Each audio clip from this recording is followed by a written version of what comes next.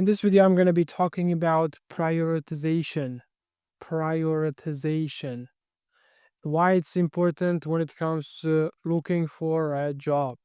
So, right off the bat, if you don't have time to apply for jobs, just pull up your fucking phone and just check how many hours you fucking stare at your fucking phone on a daily basis, and you are still working in the jobs probably you hate, and it doesn't make sense at all. So in this video, I'm going to be talking about prioritization.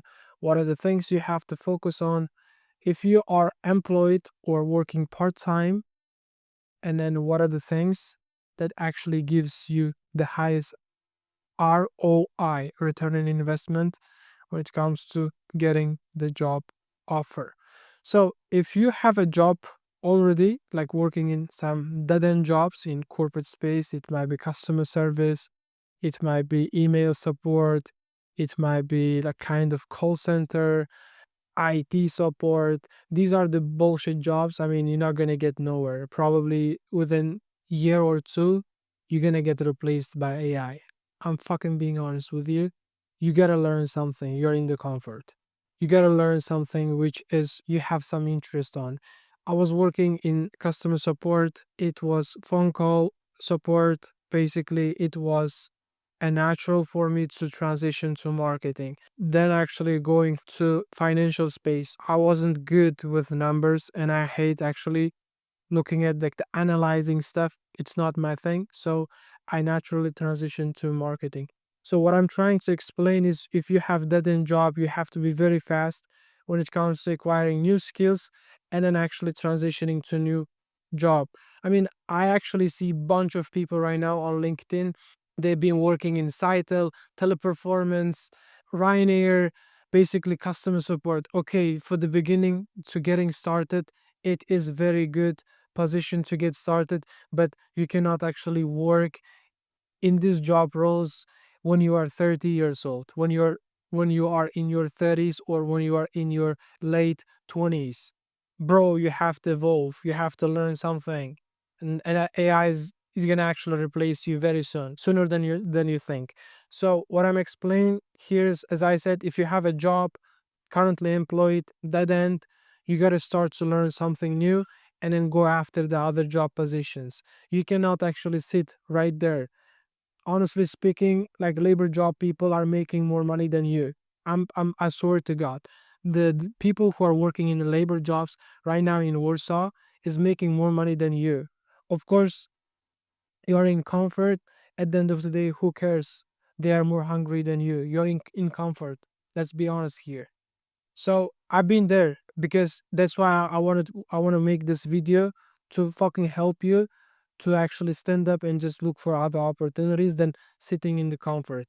Bro, you gotta improve. That's the message. Prioritization. So when it comes to the prioritization, you have to actually focus on the high leverage activities when it comes to applying for or looking for other jobs. For example, if you have a current job, you start to actually create content what you're actually doing in your current job, just documenting the journey. You don't have to necessarily show or teach something about some specific topic, but you can actually show what you're actually doing on a daily basis in your current role and what are the things you are learning to transition to. As simple as that. Second thing is you need to block time on a daily basis, at least 2 hours from your job, from your personal stuff, focused on applying more jobs or applying or trying to reach out to people, connecting with them. You gotta build the network. Once you start to create content, most probably it's natural to improve your connection or network with people.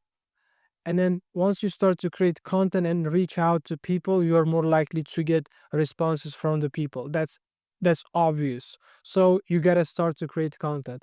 And before that, you have to optimize your LinkedIn profile.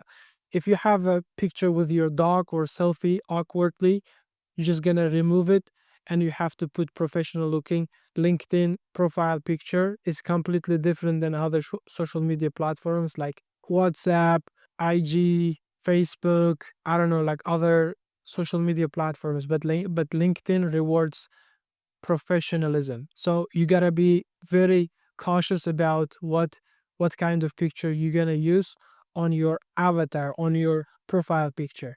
So second thing is LinkedIn headline. Like you gotta address the elephant in the room, right? So what you are trying to get out of LinkedIn or out of creating content. So basically documenting your journey, right? So for example, if you're looking for sales closer job position, sales specialist with XYZ year experience, generated $2 million, whatever. So you have to optimize your LinkedIn headline. I'm not going to give the LinkedIn optimization course, but if you look for other videos of me, actually, I definitely made something related LinkedIn optimization. Basically, you have to optimize the LinkedIn, start to reach out to people, connect, and then start to create content. This is the number one thing that you can actually work on that gives you the most ROI, because once you create content, it stays forever.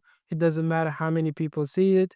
So you spent already probably 30 minutes writing this content. Second thing is applying for jobs. You gotta block time at least 2 hours every day, and you have to set fucking goal.